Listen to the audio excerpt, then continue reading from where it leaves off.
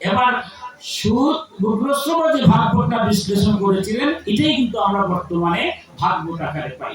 তো সেই মহর্ষি বেদব্যাস আমাদের সমস্ত গ্রন্থগুলো লিখে গেছেন, পুরাণগুলো লিখে গেছেন। আমরা স্কন্দ পুরাণ, পদ্ম পুরাণ, শিব মহাপুরাণ, শ্রীমদ্ ভাগবত মহাপুরাণ এবং শ্রী শ্রী গুরু গীতা, সেখানের মধ্যে আমরা সেই গুরু তত্ত্ব সম্পর্কে আমরা পাই যে গুরুকে এবং শিষ্য কি, মন্ত্র কি, এই তত্ত্ব কথাগুলা। সময় সংক্ষিপ্ত অনেক গ্রন্থগুলো আলোচনা করার সময় নেই, সময়টা একদম কম। আমি একটা গ্রন্থ নিয়ে আলোচনা করছি, যেহেতু সময় নাই। সেই গুরুগীতা, শ্রী শ্রী গুরুগীতা, সেই গুরুগীতার মধ্যেই সমস্ত তথ্য কথা গুলা আছে। কারণ আমরা এই গুরুগীতার মূল লক্ষ্যটা কি দেখুন, আমরা জন্ম থেকে মৃত্যু পর্যন্ত আমরা যারা এই পৃথিবীতে আসছি, জন্ম মৃত্যু চক্রে বারবার আবদ্ধ হয়েছি। এবং এই মানব জন্ম, দুর্লভ জন্ম নেওয়ার পরে যদি কর্ম ভালো না করি, আমি যাই কিছু করি, কর্ম যদি ভালো না করি, তাইলে 84 লক্ষ জুনি পরিভ্রমণ করতে আমার হবে। মানুষ জন্ম নয়, তার মধ্যে 80 জন্ম হচ্ছে বুক জুনি। এই কর্মের কারণে কেন আমার গুরুর কাছ থেকে দীক্ষা নিতে হবে, কেন দীক্ষা না নিলে আমার হবে না, এই তত্ত্বকথা যদি আমরা গুরু বিজ্ঞানে যাই, কি মধুর ভাবে গুরু গীতায় যে আমরা এই মানুষ হলাম, ভগবান আমার বিবেক দিয়েছেন, কোনটা ভালো কোনটা মন্দ বুঝি, বুঝেও আপনার মাথায় বাড়ি দিতে আমার কোনটা বোধ হয় না, পরনিন্দা পরচর্চা করতে আমার অধমের সামান্যতম দ্বিধা হয় না, ন্যায় সত্যবতে থাকার কথা, কিন্তু আমি থাকি না, কারণ আমার মনটাকে স্থির করতে পারে না। এবং এই জন্যই সনাতন ধর্মে আমার 80 লক্ষ বুকজুনি কর্মের ফল। যদি ভগবান আমার মুক্তি না দেয়, গুরুর যদি কৃপা না হয়, তাইলে কর্মের ফল অনুসারে কি হয়, 20 লক্ষণম স্থাবর, 20 লক্ষ বার স্থাবর, বৃক্ষ জন্ম হয়। বৃক্ষেরও প্রাণ আছে, হাজার হাজার বছর আগে যেটা বলে গেছে, আজ বিজ্ঞান এটা স্বীকার করছে। 20 লক্ষ বার জন্ম হয়, বৃক্ষ জন্ম। এরপরে কি হলো, জলের জন্ম, জলের মধ্যে বিভিন্ন কীট আছে, সেগুলা 9 লক্ষ বার হয়। এরপরে আসছে 10 লক্ষ বার পক্ষী, 10 লক্ষ বার পক্ষী জন্ম হয়, 11 লক্ষ বার কীট পতঙ্গ হয়, 30 লক্ষ বার পশু জন্ম হয়। এরপরে 80 লক্ষ ভূজুনির পরে মানব জন্ম হয় 4 লক্ষ বার। কতবার যে আমরা আসছি আর কতবার গেছি, একমাত্র ভগবান ছাড়া আমরা জানি না। অর্জুন তো ভগবান বলছেন যে তুমিও অনেকবার আসছো, আমি অনেকবার আসি, আমি জানি কিন্তু তুমি জানো না। তাই সেই যে আমরা মানব জন্ম নিলাম, দুর্লভ মানব জন্ম, এই জন্মটা যাতে সার্থক হয়, সুন্দর হয়, তাই আমাদের মূল সনাতন ধর্মের যে মূল গ্রন্থটা বেদ, বেদের প্রতিপাদ্য বিষয়টি হচ্ছে জ্ঞান অর্জন করা। যে যা কিছু করি আমরা অজ্ঞান থেকে করি, তাই বেদের মূল কথাই হচ্ছে জ্ঞান অর্জন করা। উপনিষদ যে আমাদের আছে, সেই উপনিষদগুলোর মূল কথাই হচ্ছে যে নিজের অজ্ঞানতা দূর করে আত্মানন্দে বিভোর হওয়া। অজ্ঞানতা যখন দূর হয়ে যায়, তখন আমরা আনন্দে, যে আপনারা আনন্দে কীর্তন করছেন, গুরুর পূজা করছেন, আনন্দ না থাকলে পারতেন, উপনিষদের কথা।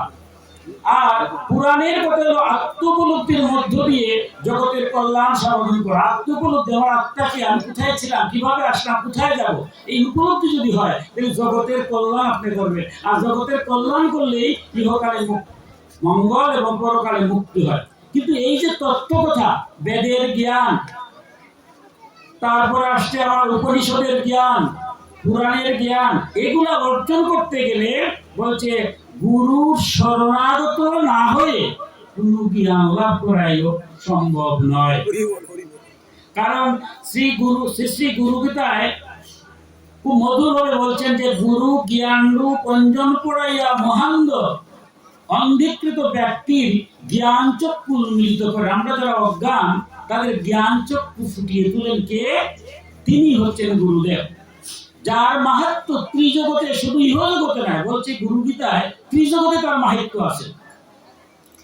গুরু গীতা থেকে আমরা দেখতে পাই যে গুরু ব্রহ্মা বিষ্ণু মহেশ্বর স্বরূপ, গুরু তীর্থ যজ্ঞ দান তপস্যা স্বরূপ, গুরু অগ্নি সূর্য জগতের স্থাবর জঙ্গম যাহা দেখা যায়, এক কথায় পরম অনন্ত কোটি ব্রহ্মাণ্ডই গুরু। সেই গুরু গীতায় আমরা দেখলাম পরম রমণীয় কৈলাস পর্বতের শিখরে ভক্তি সাধনার শ্রেষ্ঠ পাত্র শিবকে পার্বতী ভক্তি সহকারে বলিলেন যে হে দেবাদিদেব, হে জগৎগুরু, তুমি আমাকে গুরু তত্ত্ব সম্পর্কে বা গুরুকে এই তত্ত্ব সম্পর্কে আমাকে একটু ব্যাখ্যা করো। আমরা দেখেছি সনাতন ধর্মের যত মাহিত্য আছে সব তন্ত্র শাস্ত্রে পাবেন।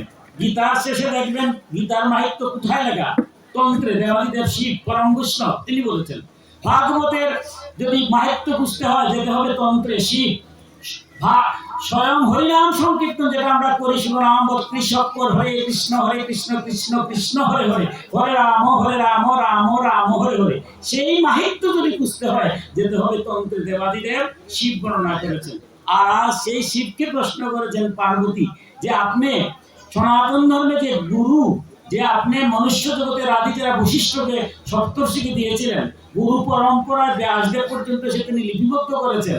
এরপরে আমরা যারা গুরু রূপে যারা পাচ্ছি, যারা প্রত্যেকে আমরা দীক্ষা নিচ্ছি, গুরু রূপে তিনি আসছেন, সেই গুরুকে এই তত্ত্ব সম্পর্কে আমাকে একটু বিস্তারিত বলো। সেই গুরুগীতায় অনেক শ্লোক, শতাধিক শ্লোক, সেইগুলো তো সম্ভব না, হয়তো কয়েকটা মাত্র সময় হয়েছে, আপনারা প্রসাদ পাবেন। কয়েকটা মাত্র শ্লোক গুরুগীতা থেকে আমরা উদ্ধৃতি করতে চাই। গুরুগীতার সপ্তম শ্লোকে বলা হয়েছে দুর্লভং ত্রিষু লোকেষু তৎশ্রীণৌষো কিঞ্চিৎ গুরুং বিহারণ্যং সত্যম সত্যম বরাননে। দেবাদিদেব বলছেন, হে বরাননে, হে দেবী পার্বতী, ত্রিলোকের দুর্লভ বস্তু তোমাকে বলছি। শ্রী গুরুর কৃপা ব্যতীত সামান্যতম বস্তু লাভ করা যায় না, ইহা অতীব সত্য। বলছেন এই জগতে যদি সামান্যতম জ্ঞান অর্জন করতে হয়, সামান্য, সেটাও গুরু কৃপা ভিন্ন সম্ভব নয়। কারণ গুরুর মধ্য দিয়ে ভগবানকে পেতে হয়। দীক্ষা প্রদানের মধ্য দিয়ে গুরু শিষ্যকে ইষ্ট মন্ত্র দান করেন। আমাদের কর্ণগোচরে যে আমার দেহ শুদ্ধ করে আমাদের গুরুদেব কি করলেন? ইষ্ট মন্ত্র দান করলেন। এই ইষ্ট মন্ত্র জপ, ধ্যান এবং মননের মধ্য দিয়ে শিষ্যের দিব্য জ্ঞান উদয় হয়। আমরা যদি গুরু যে মন্ত্র দেন, গুরু ইষ্ট আর মন্ত্র আলাদা নয়। সেই ইষ্ট মন্ত্র যদি জপ করতে পারেন, এই জগতে যারাই মহাপুরুষ হয়েছেন তাদের প্রত্যেকেই দেখবেন গুরু ইষ্ট মন্ত্র জপ করতে করতে মহাপুরুষ হয়েছে। ঈশ্বরকে দর্শন করা তো সহজ নয়, কিন্তু গুরু ভক্তির দ্বারা, গুরু ইষ্টের দ্বারা ভগবান দর্শন করা যায়। আমাদের ভাগবত বলেন, পুরাণ বলেন, অজস্র ঘটনা কেনা আছে। সেই দীক্ষা সম্পর্কে হরিভক্তি বিলাসিত বিষ্ণু জামল বাক্যে বলা হয়েছে, দিব্যাং জ্ঞানম যত পাপস্য সংকয়ম তস্মাৎ দীক্ষেতি সাপ্রুক্তা দেশিকস্তব কুমিরা। যা থেকে অপাকৃত দিব্য জ্ঞানের উদয় হয় এবং পাপের সর্বতভাবে ক্ষয় হয়, তত্ত্ববিদ পণ্ডিতরা তাকে দীক্ষা নামে অভিহিত করেছেন। অপাকৃত দিব্য জ্ঞান, এই এখনো দেখবেন আমাদের সনাতন ধর্মের চড়ক পূজাতে গেলে বর্ষি গাতেন। যারা বর্ষি গাতেন, বিজ্ঞানে কি তাকে বলছে এটা মিথ্যা? বিজ্ঞানের যুগে বলছে এটা অলৌকিক শক্তি। এই অলৌকিক শক্তিটা কি? মন্ত্রের দ্বারা। মন্ত্রের দ্বারা বর্ষি এখনো তো যাচ্ছে। এখনো তো আদ্যাশক্তি মা আগুনের মধ্যে নৃত্য করছেন, আমার চোখের সামনে দেখতেছি। কিভাবে করছেন? বিজ্ঞানে এসে প্রমাণ করতে পারছে? বিজ্ঞানে এসে বলছে এটা অলৌকিক শক্তি। এই যে অলৌকিক শক্তিটাই আমাদের মন্ত্র। আর গুরু যে দীক্ষা মন্ত্র আমাদের দেন, সনাতন ধর্ম অনুসারে 5 ভাগে দীক্ষা দেওয়া হয়, 5টা ভাগে। কারণ এই 5 ভাগে দেওয়া হয় যদি আমরা 5টা মতের মানুষ এখানে আছি। এই 5টা মত কি? শঙ্করাচার্য অত্যন্ত মধুর ভাবে সেই ব্যাখ্যা করে গেছেন। আমরা পূজা পার্বণ যজ্ঞ অনুষ্ঠান করতে গেলে দেখবেন প্রথমেই গুরুকে পূজা করি, তারপরে পঞ্চদেবতার পূজা করি, তারপরে আমরা আরাধ্যদের। আজকে যদি আমার রাধা গোবিন্দের পূজা করতে হয়, তবে এই 6 জনকে পূজা করেই করতে হবে। আমার আরাধ্য দুর্গা পূজা যদি করতে হয়, প্রথমেই গুরুরে, তারপরে কে? গণেশ, সূর্য, বিষ্ণু, শিব এবং দুর্গা। এই 5 জনকে পূজা করে তবে আমার আরাধ্যকে পূজা করতে হয়। মানেটা কি? অর্থাৎ সনাতন ধর্মে 5টা মত। আমরা যদি বেদে যাই, একমেব অদ্বিতীয়, আমি এক, আমার কোনো দ্বিতীয় নাই। আমরা বহু ঈশ্বরের পূজা করি না। সনাতন ধর্মে বহু ঈশ্বরকে বিশ্বাস করে না, ঈশ্বরের বিভিন্ন রূপকে পূজা করে। বিভিন্ন সময় বিভিন্ন রূপে তিনি আবির্ভূত হন। ওই রূপটাকে যে সময় যার ভালো লাগে করেন, কিন্তু একজন কি করছেন, তাই কোনো বিভেদ নাই। আমার